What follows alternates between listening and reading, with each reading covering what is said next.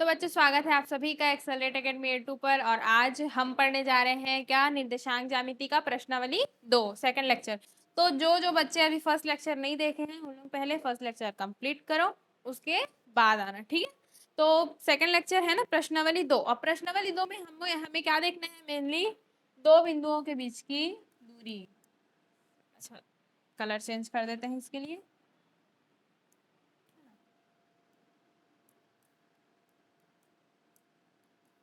दो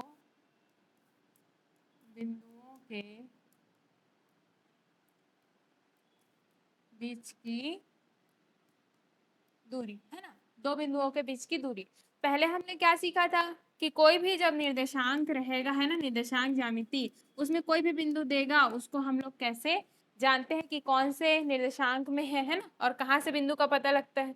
अब हम देखेंगे कि वो जो बिंदु दिए रहेंगे उनके बीच की दूरी को निकालेंगे कैसे। चलो देखते हैं। तो जो दो बिंदुओं के बीच की दूरी, माना कि कोई बिंदु P है, जैसे एक निर्देशांक बना लेते हैं ना, ये x हो गया, एक्स डैश हो गया, वाई हो गया, वाई डैश हो गया। यहाँ पर कोई बिंदु है तो इस बिंदु का किसी दूसरे बिंदु से दूरी है ना, ये एक बिंदु हो गया P और दूसरा बिंदु हो गया Q, है ना। अब इसका निर्देशांक क्या होगा, माना कि x1 और y1 दो निर्देशांक हो गया, इसका हो गया x2 y2, ठीक है, P और Q। अब बोलेगा कि इन दोनों के बीच की दूरी बताओ, तो इसका क्या है, एक फॉर्मूला है। माना कि इन दोनों के बीच की दूरी क्या है, x है, तो क्या होता है, दो बिंदुओं के बीच की दूरी मान लो x है, तो x बराबर होता है under root x2 minus x1 का whole square plus y2 minus y1 का होल स्क्वायर। ठीक है बच्चों। अब x1 x2 y1 y2 कहाँ से आया, कोई भी एक जैसे दो निर्देशांक तो दिया ही रहेगा क्योंकि दो बिंदु के बीच की दूरी निकालना है ना, तो दोनों में से एक निर्देशांक को x1 y1 मानना है, एक निर्देशांक को x2 y2 मानना है। ऐसे नहीं करना है कि इसका x1 मान लिया और इसको y2 मान लिए, है ना, ऐसे बिल्कुल नहीं करना है जी, ऐसे में गलत हो जाएगा। एक का x1 y1 मानना है और दूसरे का क्या मानना है, x2 y2 मानना है। तो इस प्रकार से हमारा जो सूत्र है वो इस प्रकार है ना, दो बिंदु की दूरी को क्या मानेंगे, x मानेंगे, तो x बराबर हो जाता है अंडर रूट एक्स, चलो x नहीं मानते, इधर भी x इधर भी x, इसको कुछ और मान लेते हैं ना, जैसे दूरी है डिस्टेंस है तो इसको d मान लेते हैं, ठीक है।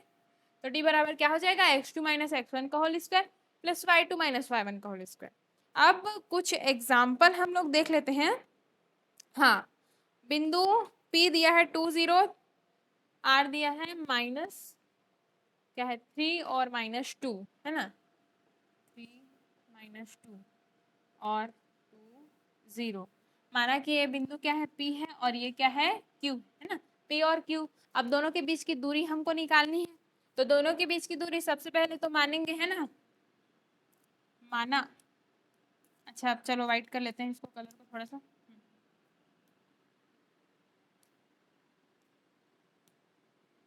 क्या मानेंगे,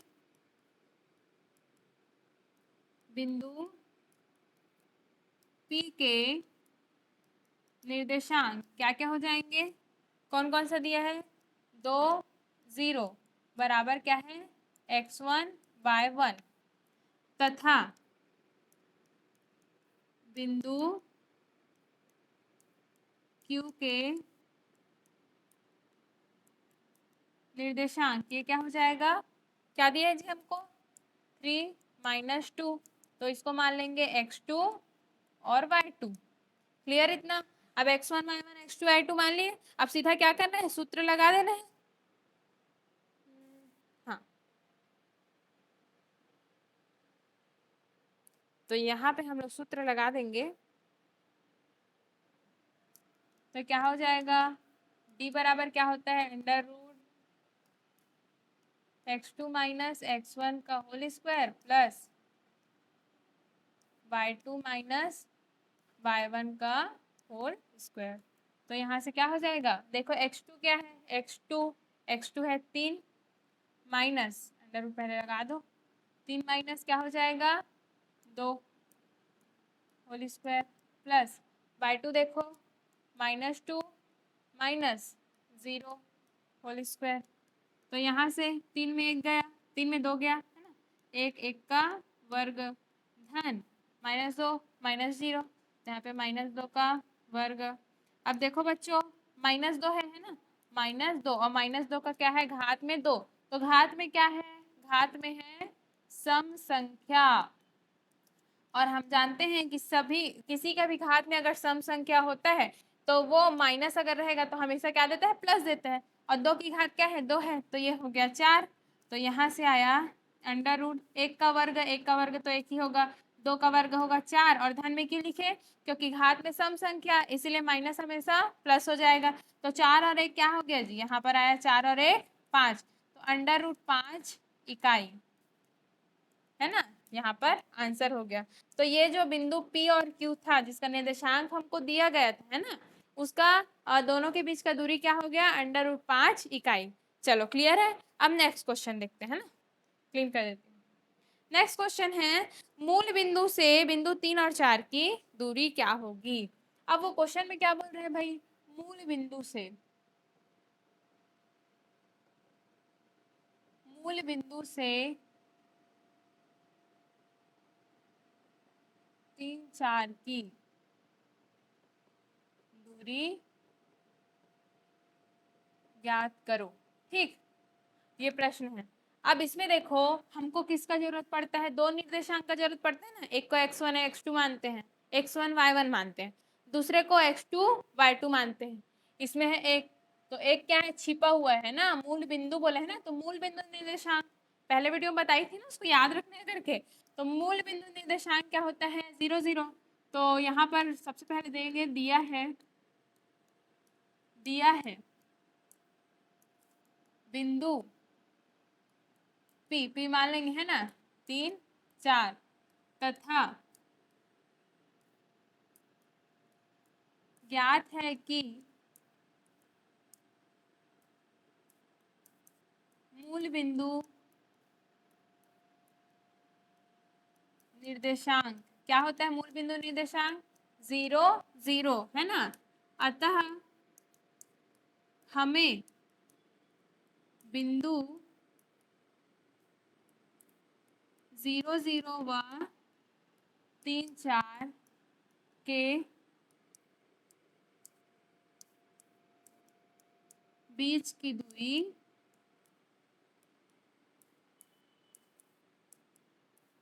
ज्ञात करनी होगी। ठीक है, इस प्रकार से हमको दो बिंदु मिल गए हमको। अब क्या मानेंगे, देखो इसको मानना है x1 y1, इसको मान लो x2 y2, है ना। माना x1 y1 बराबर हो गया 0 0, x2 y2 बराबर हो गया 3 और 4। अब सूत्र लगा देना है ना, यहाँ पे नहीं, यहाँ से लिखते हैं, बहुत सारा जगह है हमारे पास। तो d बराबर क्या होता है, under root x2 minus x1 का whole square plus y2 minus y1 का होल स्क्वायर। यहाँ से d बराबर क्या हो जाएगा, देखो x2 क्या है, 3 3 माइनस 0 होगा, तो 3 माइनस 0 का होल स्क्वायर प्लस y2 क्या है 4, तो 4 माइनस 0 का होल स्क्वायर। यहाँ से d बराबर कितना आ गया जी, 3 में 0 गया, 3 ही बचेगा। 3 का वर्ग क्या होता है, 9 होता है। और याद नहीं है तो बिल्कुल याद रखना है ना, 10 तक तो सबको याद रहता है, छोटे छोटे बच्चों को याद रहता है, कम से कम 20 तक तुम लोग याद रखना वर्ग। ठीक है, अब इससे क्या हो गया, 4 में माइनस 0, 4 4 चौक 16। ठीक है, अब d बराबर 16 हो गया हमारा 25। अब 25 तो पूर्ण वर्ग संख्या है ना, तो ये क्या हो जाएगा, इसका आंसर क्या हो जाएगा, वर्गमूल टूट जाएगा, तो ये यहाँ हो गया 5, है ना। अब कोई लंबाई वगैरह कुछ तो दिया नहीं है इसमें, तो यहाँ पर हम लोग लिख देते हैं 5 इकाई। तो दोनों के बीच का दूरी, मूल बिंदु से बिंदु 3 और 4 का बीच का दूरी क्या आ गया, 5 इकाई आ गया। ठीक, अब नेक्स्ट क्वेश्चन चलते हैं। तो इस टाइप का कभी भी मूल बिंदु वाला रिलेटेड जो भी क्वेश्चन रहेगा वो ऐसे ही बनना है ना। अब दूसरा टाइप का क्वेश्चन देखते हैं। इसमें ये बोला है y अक्ष पर स्थित किसी बिंदु के निर्देशांक ज्ञात कीजिए। क्या बोला है क्वेश्चन, y अक्ष पर स्थित किसी बिंदु के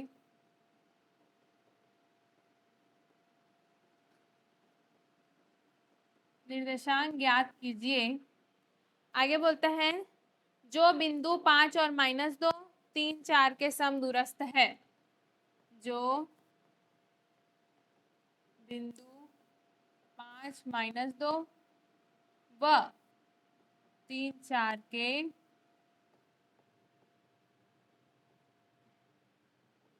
समदूरस्थ है। ठीक है बच्चों, आप समझते हैं कि वो आखिर बोल क्या रहा है। देखते हैं। तो सबसे पहले तो देखो कि समदूरस्थ मतलब होता क्या है।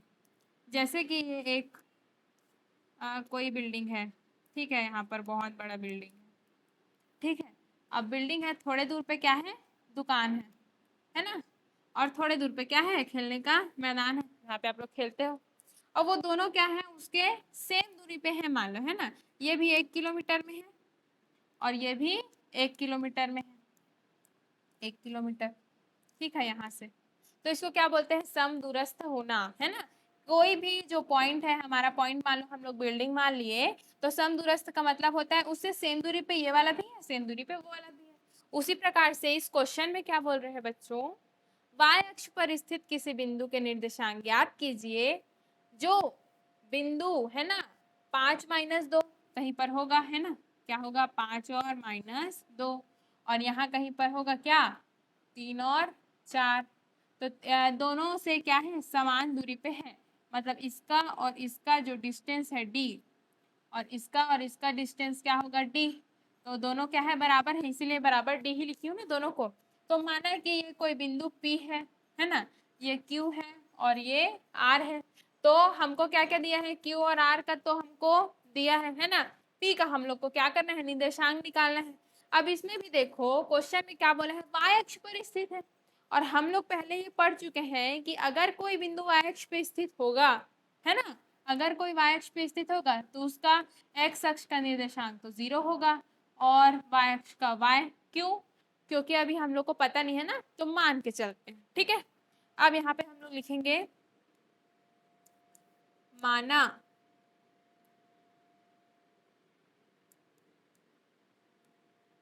y अक्ष के स्थित बिंदु P का निर्देशांक 0y है, ठीक है।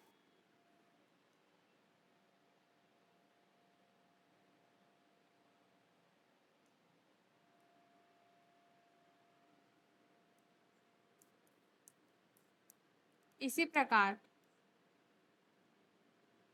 नहीं, ऐसे लिखो, जो किससे समदूरस्थ है, बिंदु Q और R से, बिंदु Q तथा R से समदूरस्थ है ना, जिसके निर्देशांक जहां जहां लिख दो, Q बराबर क्या है, Q बराबर देखो 5 -2 और R बराबर क्या है, 3 और 4। तो इन दोनों से क्या है, सेम डिस्टेंस में वो है। देखो बच्चों, प्रश्नानुसार यहाँ पर हम लोग सीधा लिख देंगे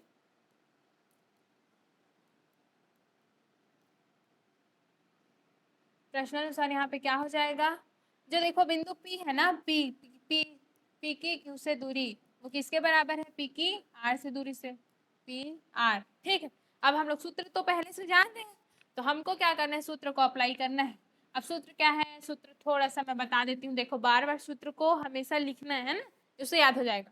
तो D बराबर क्या लिखी थी मैं, √x2 - x1 का whole square plus y2 - y1 का होल स्क्वायर। तो ये है दूरी का सूत्र। अब PQ के लिए एक को x2 मानो, एक को x1 x2, इसको x1 x2 मानो, x1 y1 है ना, इसको मानो x2 y2, इसके लिए भी वही मानना है, x1 y1 है ना, इसको x2 y2। PQ के लिए देखो, तो PQ के लिए क्या हो जाएगा, √x2 - x1 0 - 5, 0 - 5 का whole square plus y2 - y1 है ना, तो y - y1 - 2 है ना, उसका होल स्क्वायर बराबर पी का देखो, इसको मिटा देती हूँ, है ना। पी के लिए क्या हो जाएगा जी, देखो तो पी का क्या है, हाँ x1 y1 इधर माने हैं, तो क्या हो जाएगा, x2 माइनस x1, तो 0 माइनस 3 का whole square plus y2 minus y1, 4 minus y2 है ना, y2 तो y है, तो y माइनस 4 का होल स्क्वायर। अब यहाँ पे इसको हल कर देते हैं, हल करेंगे तो क्या हो जाएगा, 0 माइनस 5 और वर्ग है तो घात में क्या है, सम संख्या, तो हमेशा प्लस में आता है, तो 5 है ना, तो 5 का वर्ग धन माइनस और माइनस का हो गया प्लस, तो y प्लस 2 का होल स्क्वायर, y प्लस 2 का होल स्क्वायर बराबर, इधर से देखो -3 है, घात सम संख्या है, इसीलिए क्या आएगा 3 का वर्ग, है ना, प्लस y माइनस 4 का होल स्क्वायर। अब देखो बच्चों, दोनों साइड में क्या है, वर्गमूल है, तो वर्गमूल वर्गमूल कैंसल हो जाएगा, तो यहाँ पर बचेगा सीधा क्या, 25 धन y प्लस 2 का होल स्क्वायर बराबर, ये हो जाएगा 3 तिया 9 धन y माइनस 4 का होल स्क्वायर। यहाँ से हम लोग क्या देखेंगे,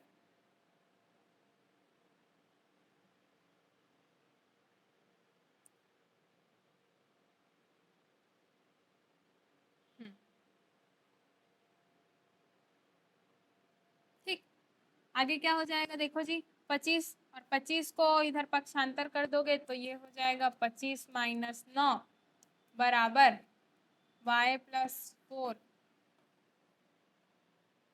है ना, बराबर देखो तो y माइनस 4 का whole square minus y plus 2 का होल स्क्वायर, तो यहाँ से हो गया ये 16 बराबर में a माइनस बी का होल स्क्वायर क्या होता है, a माइनस बी का होल स्क्वायर, ये होता है a square minus 2ab plus B square, और a प्लस बी का होल स्क्वायर क्या हो जाएगा, a square plus 2ab plus B square, ठीक। तो यहाँ से देखो ए के जगह में क्या है y, बी के जगह में क्या है 4, तो यहाँ पर y स्क्वायर माइनस 2 इंटू 4, तो ये हो गया 8y प्लस 16, यहाँ पर माइनस का माइनस इधर लिख रहे हो, ठीक है, ये माइनस का माइनस अब ब्रैकेट में लिखो, y प्लस 2 का होल स्क्वायर क्या होगा, y का स्क्वायर प्लस 2ab, तो 4y प्लस b का स्क्वायर, तो प्लस 4, ठीक। यहाँ पे आ जाते हैं, इधर क्या है 16 है, y का स्क्वायर माइनस 8y धन 16, अब ऋण का गुना करो, ऋण y स्क्वायर माइनस 4y और माइनस 4, तो यहाँ से देखो बच्चों y स्क्वायर प्लस में y स्क्वायर माइनस में, ये तो कैंसिल हो गया, है ना, -4y और -8y, सॉरी -8y और -4y, तो ये दोनों क्या हो जाएगा, आपस में जुड़ जाएगा, माइनस माइनस में है, और 16 माइनस 4, तो ये हो जाएगा 16 का 16 हो गया, यहाँ से y स्क्वायर तो कट गया, -4y और -8y -4y, तो ये हो गया -12y, और यहाँ से 16 है ना, 16 माइनस 4, तो ये हो गया +12, क्यों, ये माइनस छोटा संख्या में था ना, ठीक है। अब +12 है, +12 को पक्षांतर करूंगी तो ये हो जाएगा, देखते हैं यहाँ पर 16 +12 था, पक्षांतर की तो -12 बराबर कितना है, -12y, तो यहाँ से देखो 16 माइनस 12, तो ये हो गया 4 बराबर -12y, तो y का मान क्या हो जाएगा, y बराबर -12 गुना में है y के साथ, भाग में आ जाएगा पक्षांतर से -12, तो 4 एकम 4, 4 ने 4 दिया 12, तो यहाँ -1/3 बराबर y, है ना, तो y निर्देशांक क्या हो गया, -1/3, और एक निर्देशांक वहां पर क्या था, ऑलरेडी क्या था 0 था, तो y के जगह क्या आ गया -1/3, अतः उस बिंदु का निर्देशांक, लास्ट में इसको लिखना है ना, उस बिंदु का निर्देशांक क्या हो जाएगा जी, उस बिंदु का निर्देशांक क्या होगा, 0 और -1/3, तो इस प्रकार से बच्चों अलग अलग टाइप का जो क्वेश्चन मैं आपको बताई है ना, तो इसको आपको ध्यान में रखना है। सम दूरस्थ वाला आएगा तो सीधा ऐसे ही बनेगा, संख्याएं चेंज हो सकती है ना, लेकिन मेथड कभी भी चेंज नहीं होगा। अब मैथ तो यही है ना, जितना आप लोग प्रैक्टिस करते जाओगे उतना आगे बढ़ते जाओगे। ठीक है, तो अब मिलते हैं हम लोग प्रश्नावली 3 में एक नए वीडियो के साथ।